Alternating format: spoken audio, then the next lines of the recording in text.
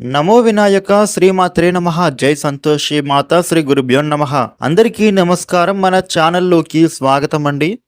వృషభ రాశి వారికి ఈ 2026 జూలై 20వ తేదీ సోమవారం రోజున వృషభ రాశి ఫలితాలు ఎలా ఉండబోతూ ఉన్నాయి, అలాగే రేపు ఏ దేవత ఆరాధన చేసుకోవాలి అనే పూర్తి విషయాలను మనం ఇప్పుడు ఈ వీడియోలో వివరంగా తెలుసుకుందాము.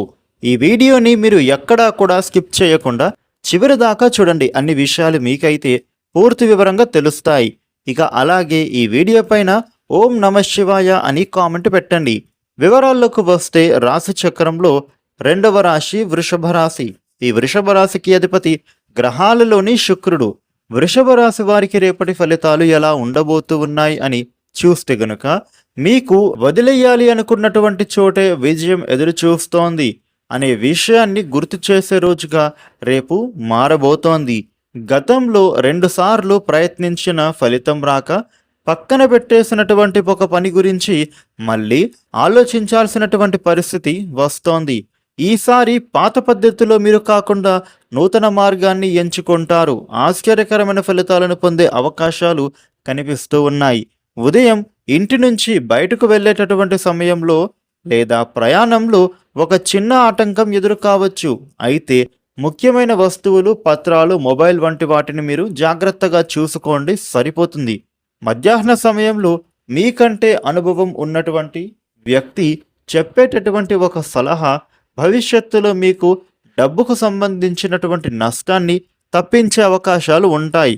ఇక ఉద్యోగపరంగా చూసినట్లయితే కనుక వృషభ రాశి ఉద్యోగస్తులకు తమ స్థానాన్ని ఈరోజు బలపరుచుకునే అవకాశం చక్కగా కనిపిస్తోంది. మీ పైన అనుమానం వ్యక్తం చేసిన వ్యక్తుల ముందే మీ సామర్థ్యాన్ని మీరు నిరూపించుకోవచ్చు. ముఖ్యంగా పెండింగ్లో ఉన్న పనిని పూర్తి చేయడం ద్వారా మంచి గుర్తింపు మీకు లభిస్తుంది.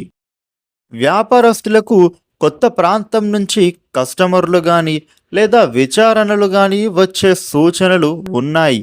గతంలో నష్టాన్ని ఇచ్చినటువంటి ఒక వ్యాపార నిర్ణయాన్ని సరిదిద్దుకునే అవకాశం కూడా రావచ్చు.